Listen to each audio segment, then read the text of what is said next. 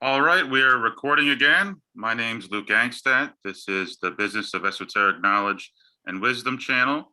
My co-host Peter isn't here today. He may be joining us later on, but for now I have McKoy back again. He was on earlier a few weeks ago when we were discussing, I forget what we were discussing, but McKoy, do you remember what we were discussing? We discussed a plethora of topics. Yeah. We talked about COVID, things of that nature. But it was a broad variety. Yeah. All right, so before we get too much into it, I'll introduce myself again for anyone who's new to our show. My name is Luke Angstadt. I'm the author of a book, The Musings of De La Pew. It's a study of the nature of reality, the nature of God, human beings, and how all three of those are related. It's a work that I was working on for the better part of 20 years. I finished it towards the end of 2020, and it's available on Amazon.com. You can also see the details in the description page of our website. With no further ado, I'll let McKoy tell our audience a little bit about himself, and then I'll kind of recap where we were at before with Peter and I. We were discussing, and actually Gavin, my friend of mine from Las Vegas, we were discussing the nature of consciousness, and that's pretty much that's where the conversation left off. And then I guess McKoy and I decided to discussing what is propaganda. I mean, that's a great question, and it's a great topic of conversation. So that's where we're going to get going, not in the not too distant future. But McKoy, if you wanted to give a little brief introduction about yourself, and then we can get into it. Yeah, that sounds good. All right, my name is John Mark McKoy. I have two first names, go by JM or McKoy. Met Luke at the cigar bar, Maduro UTC, last year, and struck up a conversation. I've been acquainted since. I'm from Wisconsin, moved back down to Florida for some flight training, pilot by trade, work in Costco as I study and train, got into politics in college. So Luke and I found a common ground in many things. I think Peter Hey, he did. Yeah, Peter just popped in. Yeah. Very good. And that's how Luke and I found common ground and are like-minded. And so it's a history from there. Great. Yeah. So as Peter is momentarily entering the room here, I guess I'll just kind of segue what I guess I already did do that. So we were talking about the nature of consciousness with Gavin Burns, my friend in Las Vegas, and hey Peter, how you doing? Hey Peter. How you doing, buddy? Good to see you again. I'm doing excellent. Hey McKoy. Good to see you. Hey, good to see you. Nice to Peter meet and you, McKoy buddy. haven't met each other. Yeah, so you too. Go get to know each other for a little bit here. Yeah, good. Yeah. Where are you now? Where are you at? Which place you're dwelling in? Oh, myself? Yep. I'm in Sarasota, Florida. Oh, your neighbors right now. Essentially. So Peter McKoy and I, we met at the cigar lounge where I work at.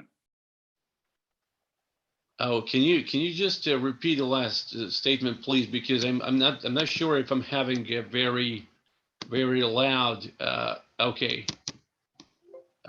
receiving over here. Yeah, okay, it's getting better. Okay. Good. I can hear it very well. So McKoy and I met at the cigar lounge here in Sarasota. Oh yeah. That's great. So you're friends for a couple of years or decades or like maybe a few months. All right. So yeah, well, since we know that the time is the constant zero, the friendship or the acquaintance can linger for 10 minutes, for 100 years, or for the entirety. So it doesn't even matter. I mean, go on. No, you're absolutely right. Where is always a constant present. So Peter, before we get into it, do you want to introduce yourself and your books on Amazon to our audience before we pick up where we left off last time? Yeah, until we become globally recognized and well-known as celebrities, I guess. Yeah. Yes. Till the moment we don't have to represent ourselves anymore. Okay, my name is Peter Chris Rozovic. I'm the co-host of this YouTube podcast and the co-writer of the books that are getting famous on Amazon. Their names are Nikola Tesla, Third Reich and the Extraterrestrials, The Occulture, and the Mythologies of Techno World. And I also work as the translator and the writer. Nonetheless, it's worthy of mentioning that I speak 7 languages and so on. Okay, so this is All right. Well, thanks, Peter. So McKoy and I were talking a little bit earlier, and actually before we even started recording, like a few days ago, that a great subject of conversation would be propaganda. You know, what is propaganda? The nature of propaganda.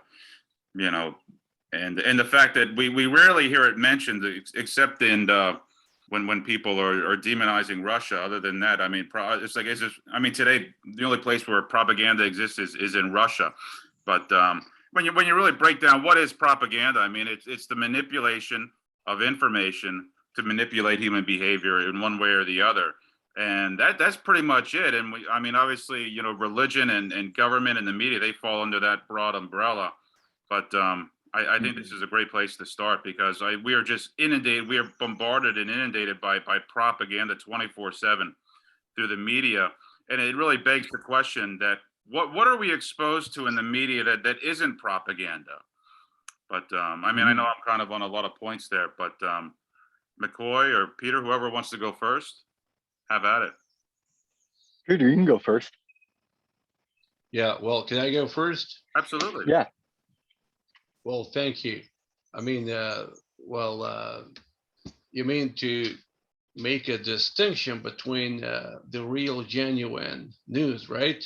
Or even, you know what, different- Peter, even to go back to more basic first principles of what is real, what is actually happening to what is being twisted and manipulated to control human behavior, which is my definition and most people's definitions of propaganda. I mean, it's very difficult to determine just exactly what is, you know, as the Bhagavad Gita says, as it is. I mean, what exactly is going on here outside the realm of the 24/7 propaganda machine?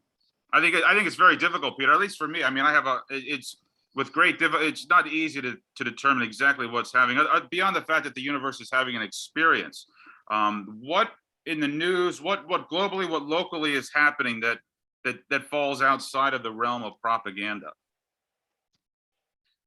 Well, yeah, it always has been existing, right? Absolutely.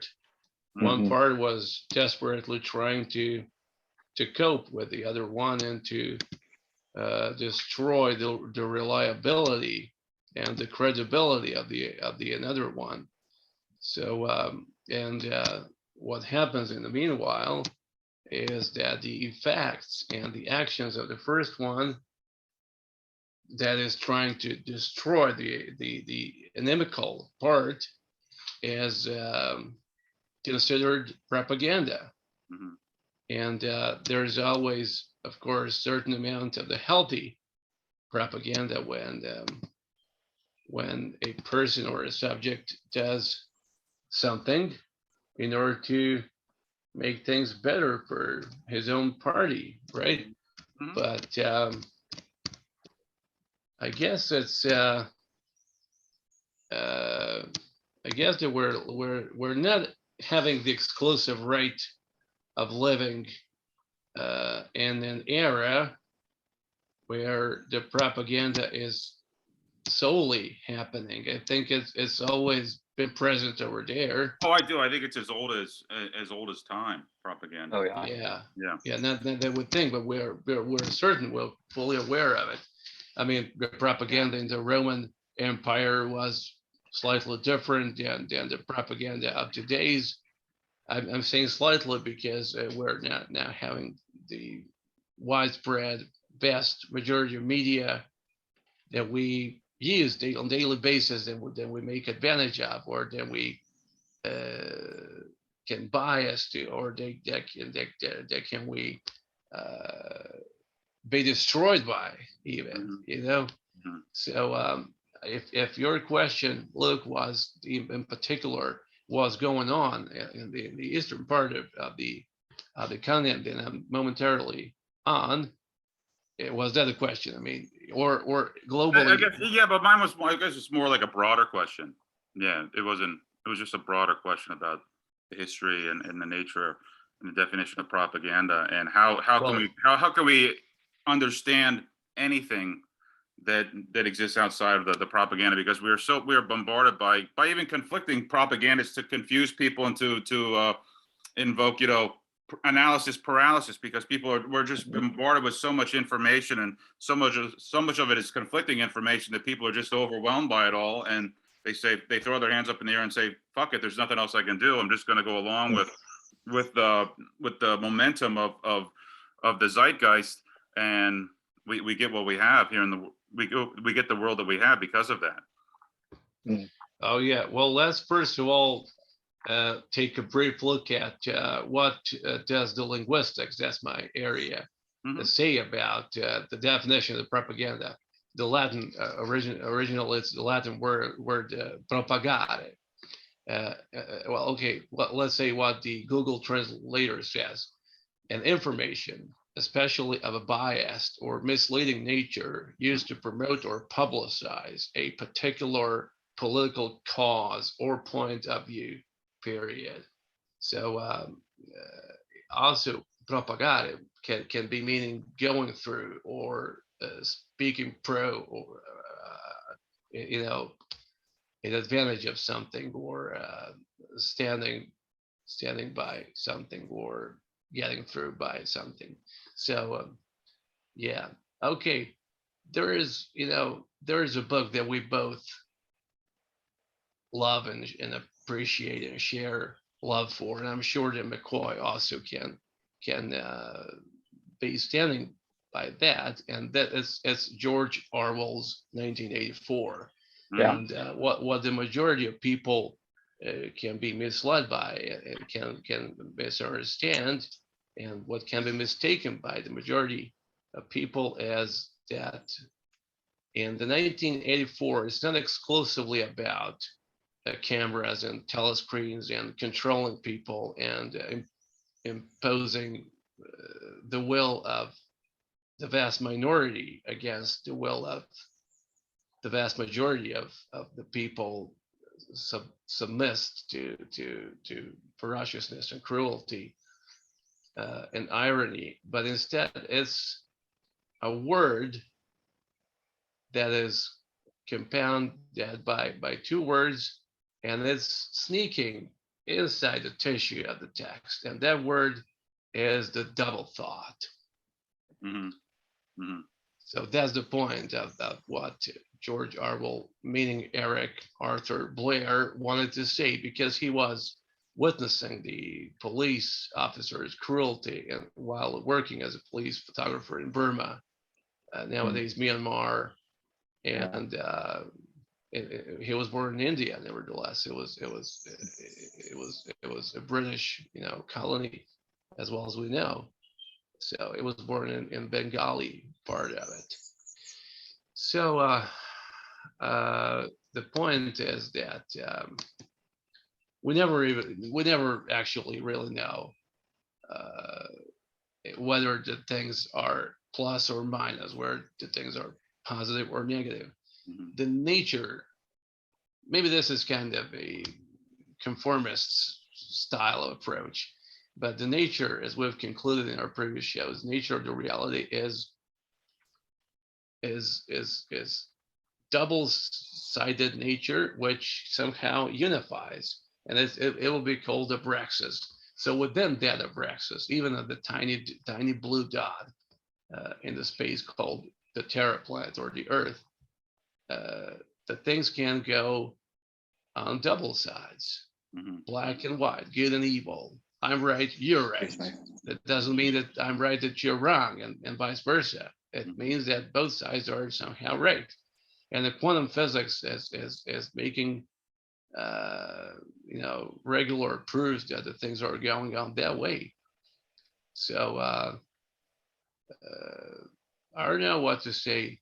I mean, if anybody would ask three of us now, what do each particular one of us think about the current situation in Ukraine, for example, or the elections in America, we would say, okay, we're 4 years old. I mean, or a little bit more. We don't care about the things anymore, because we've seen a lot of, there's a lot of history behind our backs, and seeing the political issues and compromises and threats and bullshit.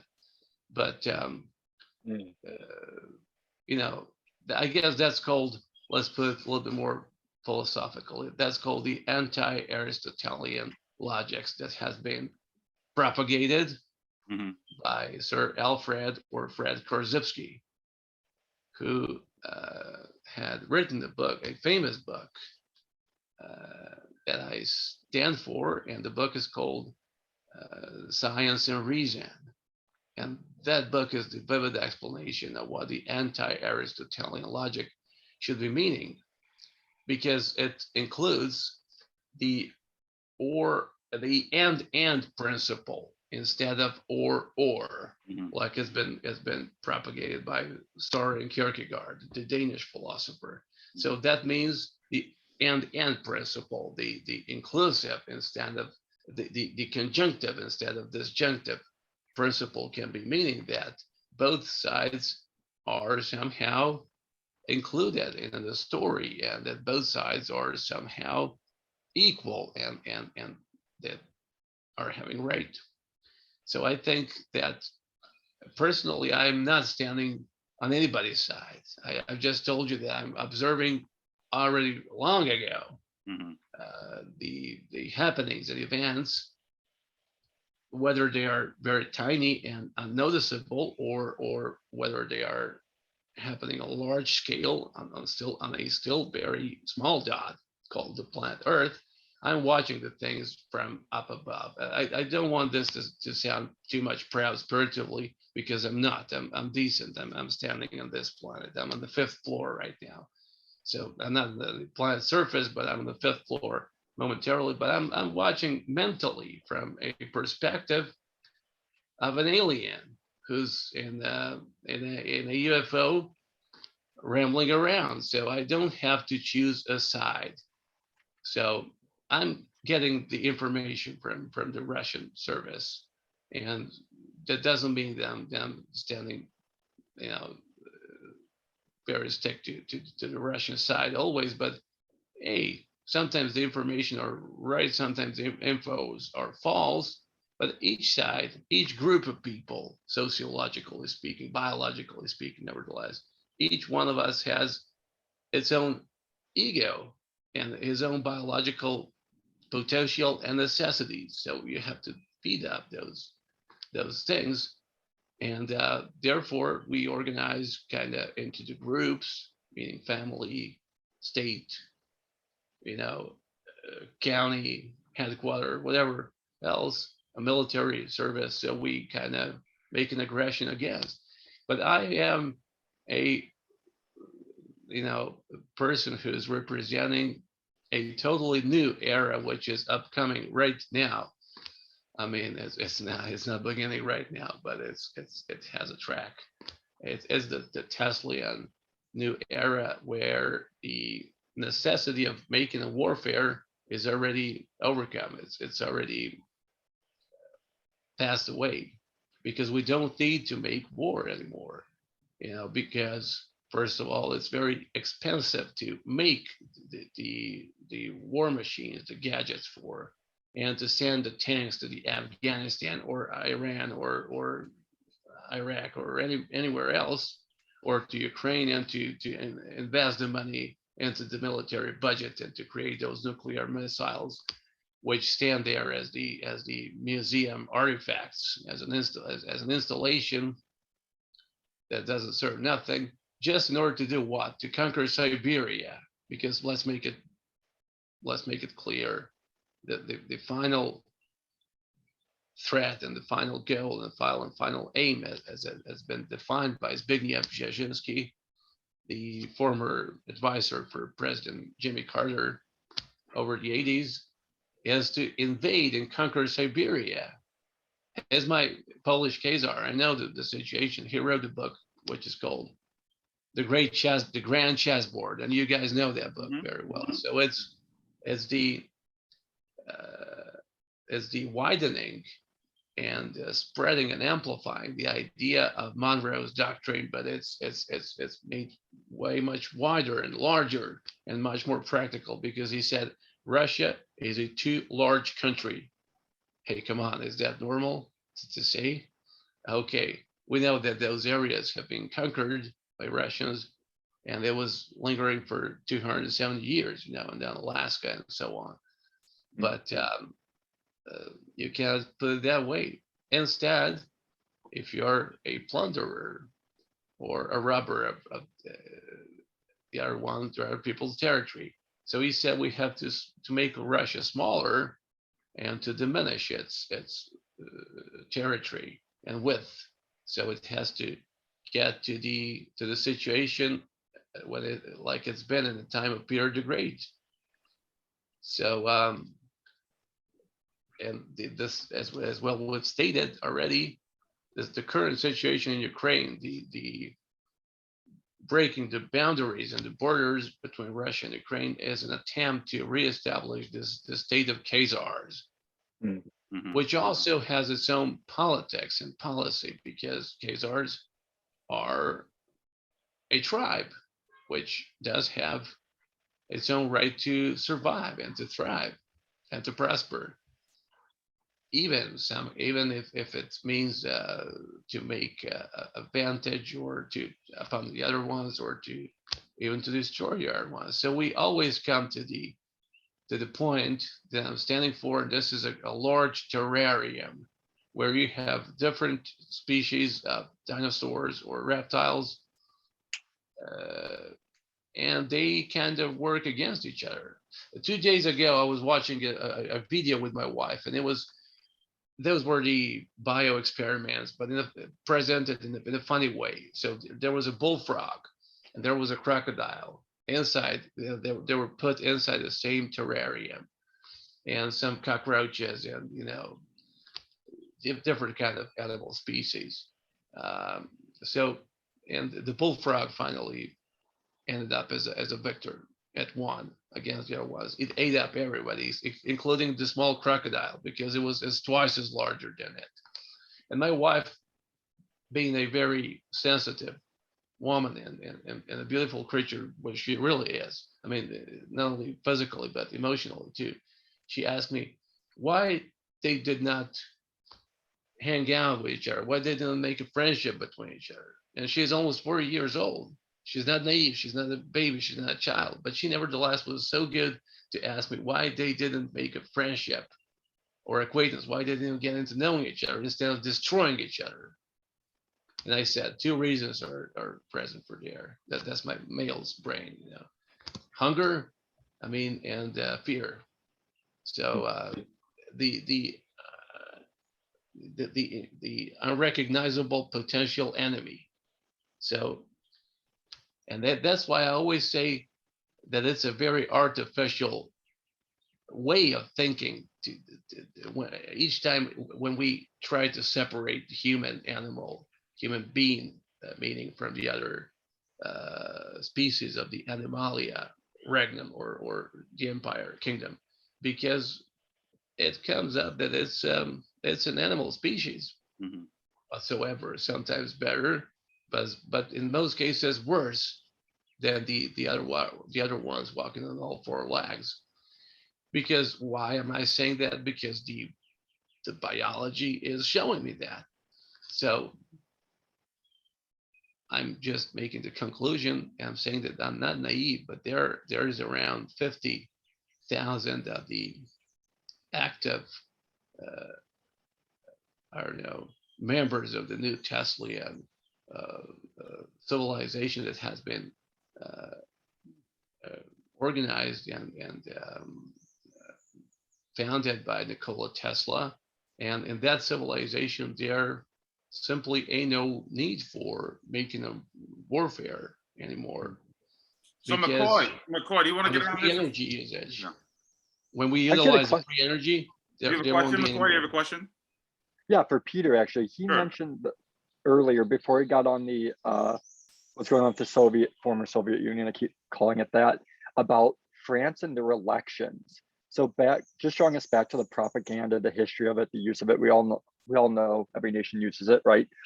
But I just want to ask Peter, with the elections that happened in France and the uprising and the people coming out in the streets against Macron being elected, what propaganda have you seen being used in that specific election in that case? Because you've been following it, seems like, more closely than Luke and I would be here in the States, or what information they're going to broadcast to us, right? Because they're trying to suppress information. So on the European side, what are you hearing about that election?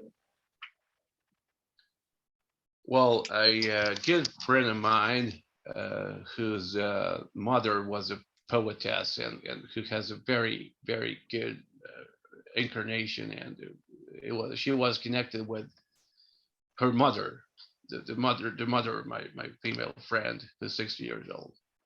She was a very personal friend of François Mitterrand, and even with Jacques Chirac later on, but it's a totally different kind of personality. It's not the same caliber of people. Okay, so there were writers and the intelligence service members that were coming up to her mother's home, so she kind of met many of them, including the writers from France like André Malraux, or the people from the establishment of the former Yugoslav writers like Ivo Andrić, or so she knows the stuff. Okay. I'm saying all of this as a guarantee that she knows the stuff, and she is the member of the France intelligence service, meaning the Russian intelligence service, because as well as you've got only two centers of power on this planet, London and Moscow, disregarding the Shambhala and Agartha that are dwelling inside the Earth's interior, and that most people don't mention at all. But everything comes up from there. The decisions in art, politics, technology, even fashion, everything comes up from there, from the interior. Okay, so she told me, I called her, around a month ago or something, and I spoke. Her name is Mila. And I said, okay, Mila, what can you tell me? Let's say I know some things. Let's say I'm aware of the majority of things happening around. But what would you say to me? Tell to me from your perspective, because she lives in France, and and she said, okay, nothing special. It's a boring answer, but nothing special for you, because the things are simply going on their own ways. I mean, if they try to, what word does she use for? If they try to operate negatively with Le Pen's, or if they try to dismiss Emmanuel Macron, or to make Le Pen's win the elections, there will be troubles and ferocious things going on the streets of Paris. There will be terrorist attacks or bullyings, or a kind of a smaller revolution or something like that. So nothing in particular we haven't seen before. Even if it comes up to the atomic outburst or a nuclear war, we've also seen that before in 1945, and we've had 2,800 approximately of the atomic nuclear probes way up from New Mexico to the Bikini Archipelago. So did we destroy ourselves? No, we haven't, although we do have the weapons for the mass destruction. That means that obviously something or somebody is observing and watching. Those can be defined as watchers, and is preventing the human race, the human species, from self-extinction. But those, from my perspective of view, if you ask me, Mr. McKoy, I mean, those things are really pretty much irrelevant, because human beings are, they have a very good tendency to bias and to dwell in fear. I mean, I'm not saying that you have, or I do have, or Luke has. We don't.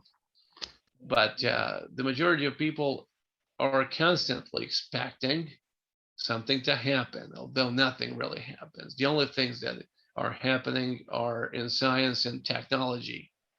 we're witnessing and testifying the constant improving and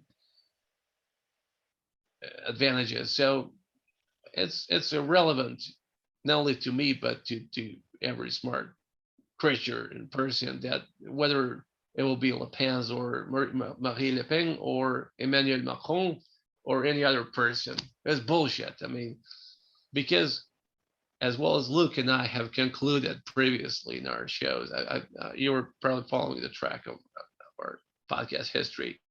There are three things that are leaving the stage on this planet within the further 20 years at most. And those things are the organized religion, the state, and the hard labor, because the religions are going to be flushed away because they don't suit the needs of the human animal. The God or gods still remain unrecognizable and incomprehensible. So there ain't no theology that can explain them. So they're going to be flushed away. So the state as a concept is a primitive form of in sociological science, the primitive form of the survived type of the organization.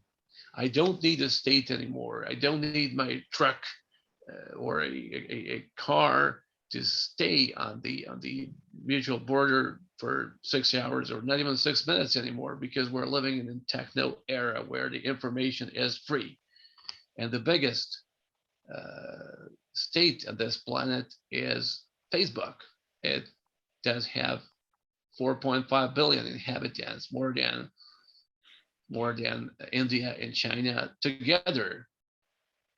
So, but Peter, yeah. won't we just have one global technocratic state, though? I mean, that's where I feel this is heading. I mean, the individual states will, I mean, they perish. may just go away, but there still will be one global technocratic state, and it's going to be run by a handful of conglomerate corporations. I mean, with Facebook and Twitter and Google and a handful of others. I mean, it's still there in Amazon. I mean, there's still going to be, a hidden, shadowy state that maybe not overtly is ruling the world, but covertly and by cornering the marketplace and cornering and having complete control over the exchange of goods and services. It will still be a de facto state. I mean, do you see any way around that? Well, yeah, somebody will always have an inclination towards creating a private state or something. I'm saying what you are also standing pro, that the classical concept. I mean, there's still going to be Peter, but there's still. I mean, I agree with you, but there's still going to be like a ruling class, and they will effectively be this. They will still effectively be the state, but they will be a global state. One world order. It will always be that way. I mean, I say that with great hesitancy. I mean, I'm not looking forward. I wish that wasn't the case, but I don't see what the alternatives are to that. Yeah, I don't. Well, if in case the Amazon wins the supremacy, and if the Amazon takes it all, I mean, the victory, including the other ones, that's a good thing for you and I, for you and me, because we work for Amazon, right?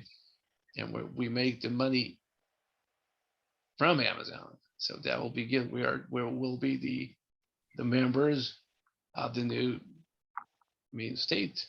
But there are broader ramifications to that. I mean, there are broader ramifications, Peter. You know what I mean? I mean, we can see the very ominous, sinister, ulterior motives behind these corporations, and that is it's the elimination of personal expression. It's not just free speech. It's just you won't be. I mean, it comes back doubles back to Orwell, where they were eliminating people's ability to even think. And that's where this is headed. I mean, it's headed to a point where they will be policing our thoughts, and you see that. So just like in the 1984, you meant. Yeah, that's where it's headed. Yeah. Okay, the old-fashioned, omnipresent, everlasting fear of the human animal or human being of being, you know, being restrained or controlled or put under scrutinizing or I don't know, surveillance of another one, right? Or a group of. Okay, I don't know what else to say to you or to McKoy or to myself, but let's better organize. I mean, three of us by using Facebook and social media, and let's become the members of the future thought police. We better do that while we You can still do try. have time. Yeah, at least we can try to. Yeah. But if I they mean, control I everything, even see what we're doing as propaganda. I mean, I am trying to propagate the exercise of thinking critically for oneself and postponing, drawing conclusions without gathering information and then considering the information and then deciphering the information. I mean, that's what I'm trying to do. That's what I think we're all trying to do here is propagating that as an exercise. The exercise of thinking critically and not taking the world on assumptions that have been spoon fed to you through the government's media mouthpieces via the mainstream media. I mean, I think that is. I mean, what we're doing is propaganda, but I think that if people were ever able to judge something on its merits as opposed to just taking something upon authority, I mean, they would see that this is positive propaganda. I mean, I mean, if they were just able to pause the lizard brain and think for a second, that they would see that this is positive propaganda. I mean, who wouldn't want to encourage individual free thought? the left. The left, yeah, The the left, right. exactly. And the right's in it. And the right too. It's a cabal. We all know Yeah. that.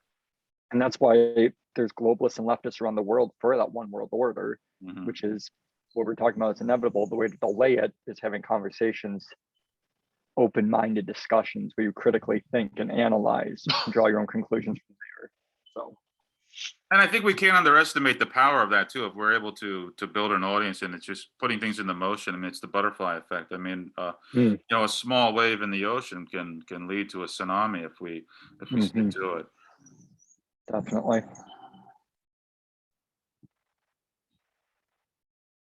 Yeah. Right. Yeah, definitely. I mean, yeah, we're not standing at anybody's side, right? In this moment, is that what you're trying to say? As far as what side they got, political side or?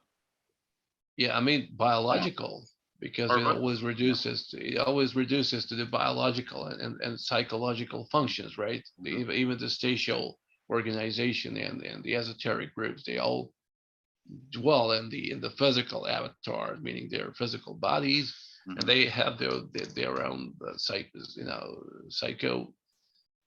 psychological abilities and functions like the cognition and so on.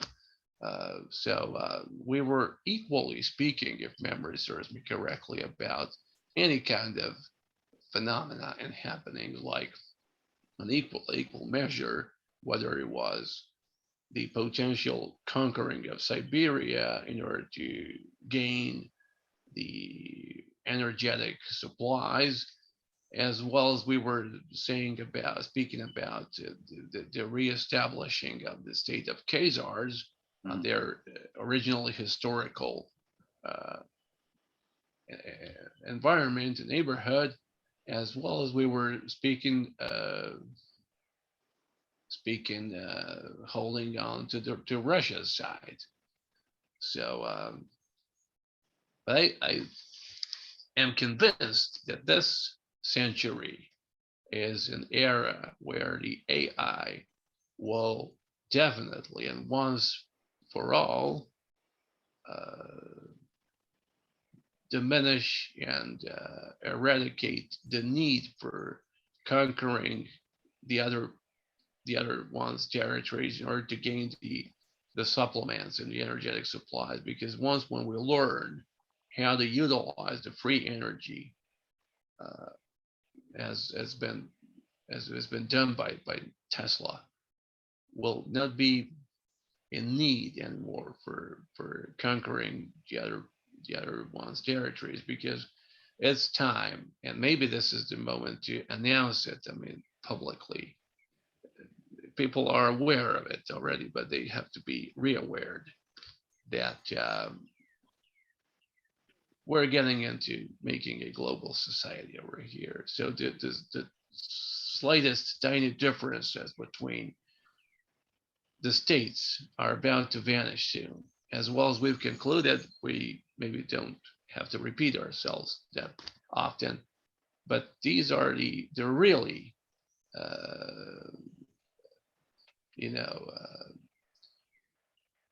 delivery pains Of the new before- age, yeah. Yeah, before the new McCoy, era, I don't know if Peter, I just wanted to or bring an McCoy- abortion, Or what that? I'm sorry. or an abortion. Or If an we abortion, yeah. fucked up, if we screw up, there will be an abortion. It could. That can also be happening. hmm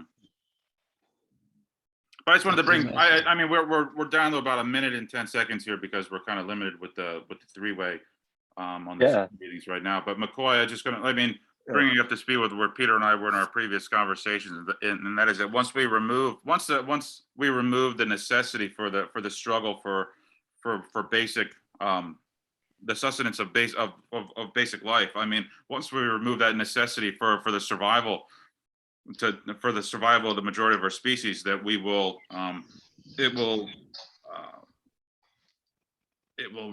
once we remove the necessity for human labor, that it will open up a whole new frontier of for people to explore, hitherto unexplored vistas. Totally. Hey guys, we are less than a minute. So McCoy, I don't know if you wanted to jump on a call right after here for a little bit, or it's up to you. If we could, I'm not gonna be. I unfortunately cannot this time. I've got to do stuff. I've got a flight at 2:30. I got to go up in the air, but I have to do stuff Lucky you, beforehand. So yeah. unfortunately, I can't.